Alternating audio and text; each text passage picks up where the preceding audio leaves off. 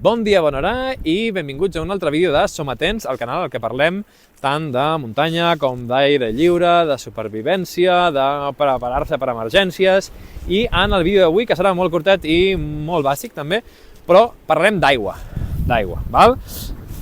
Aigua, indispensable. En el vídeo que vaig parlar d'introducció a la supervivència us parlava de la regla dels tressos i un dels tressos era 3 dies sense aigua, i potser podrien durar menys i tot, val? L'aigua és crítica. Si ens trobem en una situació de supervivència o d'emergència, podem estar dies i dies sense menjar, estarem amb menys energia, el que vulguis, però sense aigua estem out en molt poc temps, això, 2-3 dies, val? Per tant, això és supercrític. Hi ha gent que es fica en plan a fer trampes per animals, el tema de menjar... Aigua, si us plau. Aigua sempre, això és el més important. Vale. Llavors, només us volia fer una mica com una base, perquè després faré un vídeo més avançat on explicarem i ensenyarem els diferents processos, però una mica una base. Llavors, dir-vos, per purificar aigua, val? Aquesta és aigua de la nostra aixeta i filtrada per una brita, no? Està perfecta.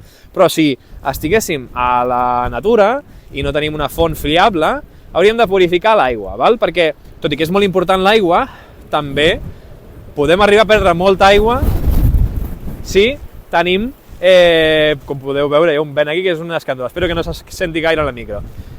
El que us deia és que si tenim bevem una aigua infectada amb alguna cosa, val? Podrida, estancada, podem tenir molts problemes, vale? Podem acabar amb diarrea, que llavors acabem deshidratant-nos i és pitjor el remei que la solució, val? Llavors, com la purifiquem? Diguéssim que hi ha dues maneres que són paral·leles, val? Però una manera, o un aspecte, seria l'aspecte físic, val? I l'altre aspecte seria l'aspecte més químic. Quin és l'aspecte físic? És, per exemple, podem tenir una aigua, no? Per exemple, tu vas al riu i l'aigua està superclara, superneta, però remenes una mica al fons i de cop s'enterboleix, val? Allò és que sorreta, senzillament, no? Enterboleix l'aigua. Llavors, allò seria aigua que segurament estava molt clara, molt neta, però físicament està bruta. Llavors, el primer que intentaríem fer és, si tenim una aigua així com marronosa, etc., intentar filtrar-la perquè estigui el menys marró, no? El menys bruta possible. Per aquestes coses tenim cosetes com això. Això és una cosa deliberada, vale? Però també podríem fer servir en una situació d'emergència, podem fer servir la nostra samarreta o el que sigui.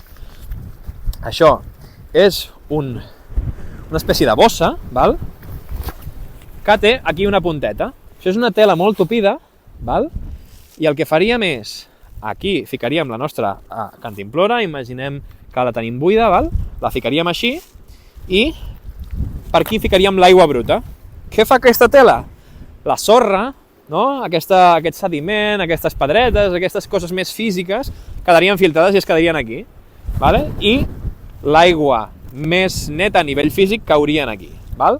Això seria l'aspecte físic. Si no tenim un d'aquests, que és normal que no el tinguem, en una situació d'emergència podríem agafar la nostra samarreta o una de les que no fem servir, un mitjó, potser llavors tindrà l'aigua una mica sabor a formatge, però qualsevol cosa de tela la dobleguem diverses vegades perquè tingui diverses capes i sigui més tupit i passem l'aigua per allà. Llavors, això seria l'aspecte físic. Com faríem l'aspecte químic? Doncs hi ha diverses maneres o hi ha diverses, diguéssim, coses que es poden fer. Entre elles, per exemple, pastilles potabilitzadores, aquí jo no en tinc, o lleixiu.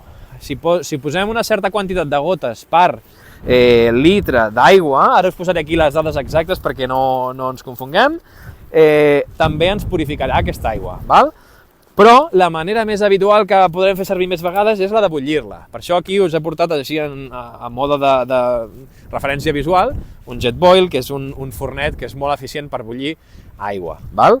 Això seria una manera, però si estiguéssim en una situació més de supervivència, amb saber fer un foc i encendre'l i portar roba a sobre, que sempre en portarem, podríem primer filtrar-la físicament amb la nostra roba, pum, ja la tenim una mica més clareta, i després la podríem bullir. Necessitarem un contenidor que puguem bullir aquesta aigua, però ja està. Amb aquestes dues coses ja tindríem l'aigua purificada.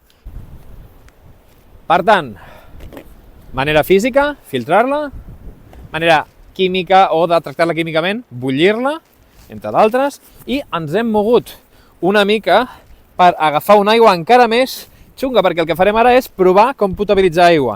I això és un mètode, que això és una cantimplora Grail, val?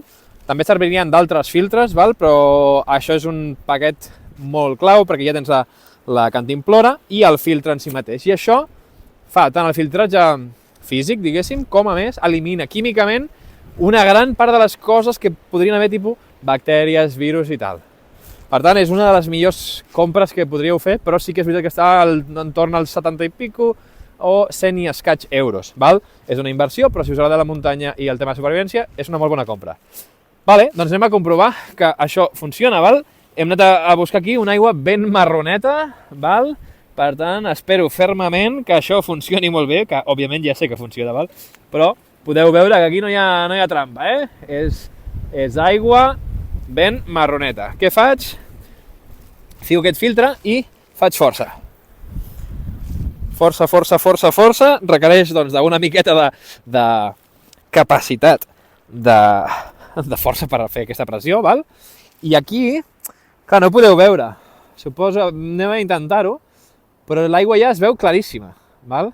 I li faré un glopet. Perfecte. I a veure si es pot veure així. Me la tiraré per sobre, però és tot per al vídeo de YouTube.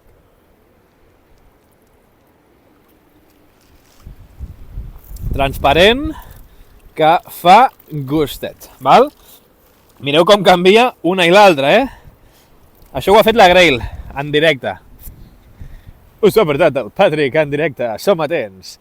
Si us ha agradat aquest vídeo, doneu-li like, subscriviu-vos al canal i us enllaçarem per aquí, està fent zoom a les gotetes de la meva barba, us deixem per aquí enllaçats vídeos que us puguin interessar i res més, ens veiem al proper vídeo. Adéu-siau.